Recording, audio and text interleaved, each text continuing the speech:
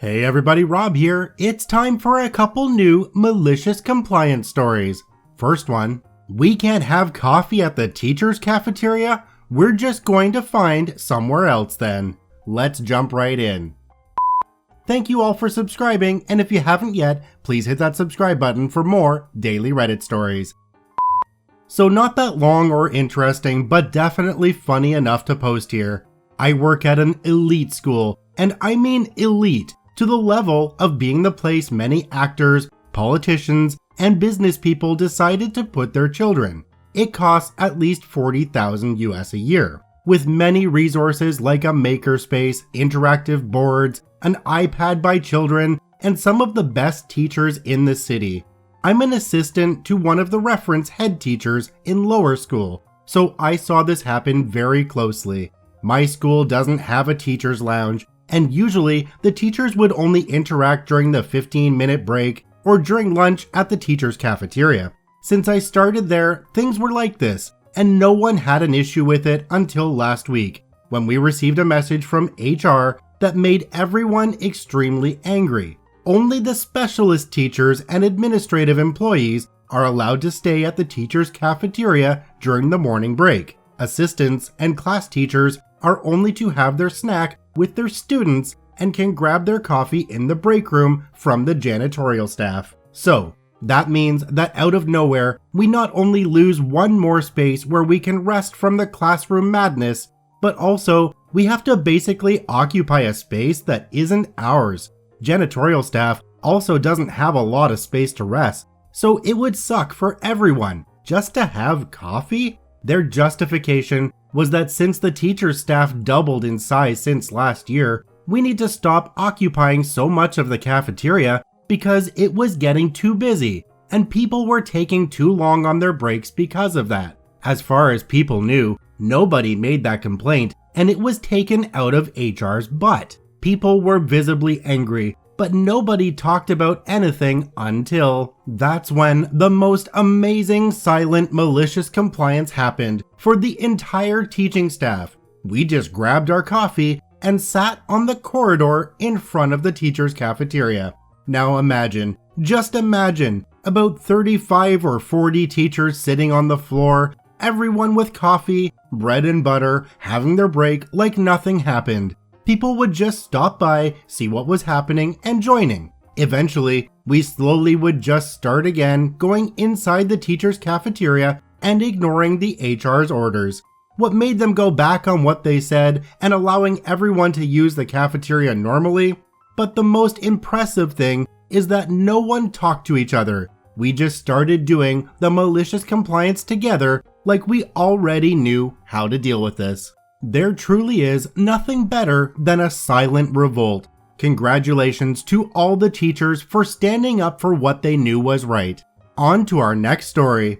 Boss breaks his own policy and he pays the price. Hey all, glad to be here. A bit of background is necessary to sweeten the compliance. I work in the hospitality industry in a small town fed by tourists.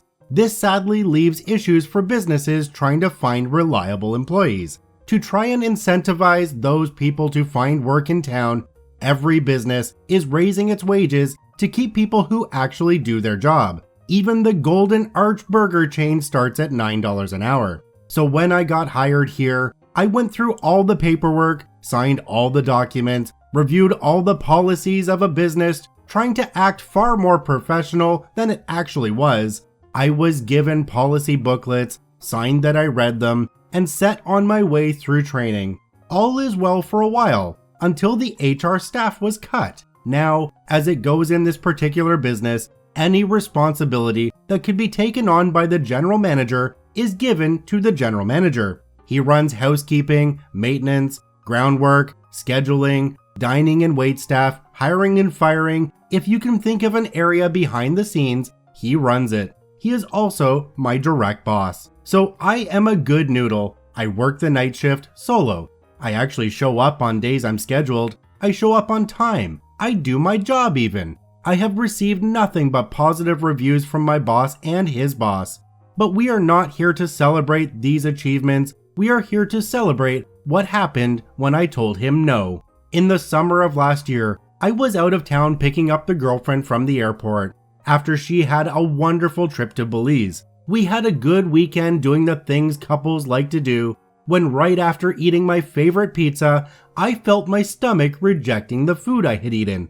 The next dozen hours were brutal. I emptied more out of me than I thought my body could hold. Obviously, I was sick. I could barely pack my bags the next morning, let alone actually move them to the car. It's still bright and early, not long past dawn, when I realize I'm gonna need a day to recover. So I contact my boss, I lay it out for him, and for the first time in over a year and a half, let him know that my shift that night needs to be covered. The policy book I had read like a good employee told me that calling in sick is okay. Calling in sick for one day doesn't require a note. Only the second and consecutive days would. I wouldn't have to go to a doctor for a note because it's only one day, so I can rest and come back in good as new.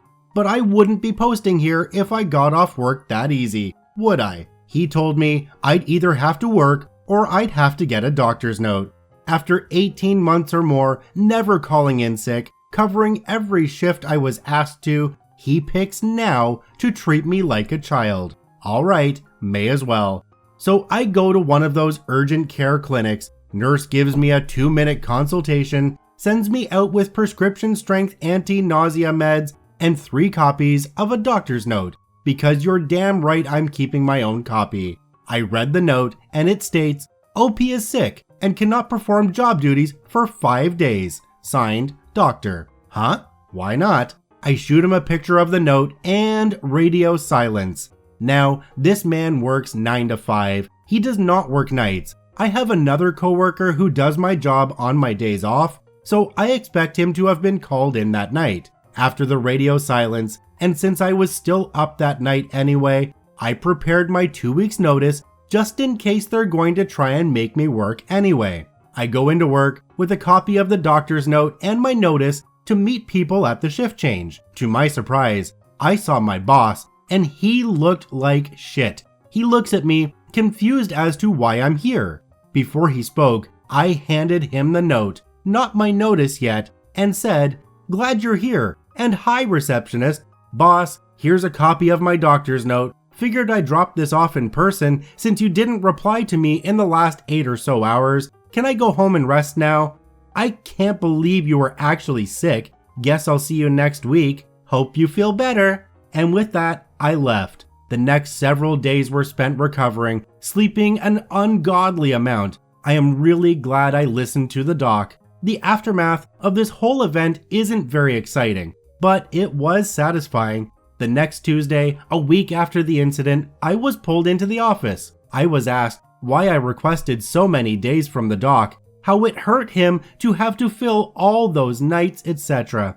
I gave him the honest reply. Doc didn't ask how long I needed. I just asked for a doctor's note, and I was handed that. I still have a couple copies if you lost one. He started a protest, saying I should have corrected Doc, but I stopped him.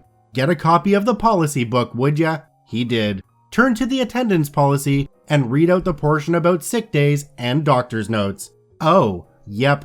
So if you keep pestering me about this, I'm going to go to the owner, his boss, and ask to be compensated for the cost of that clinic visit, and ask that you be reprimanded for not following your own policies.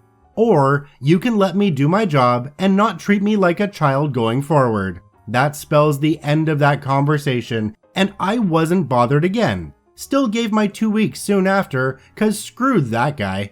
TLDR, they told me to get a doctor's note, so I did.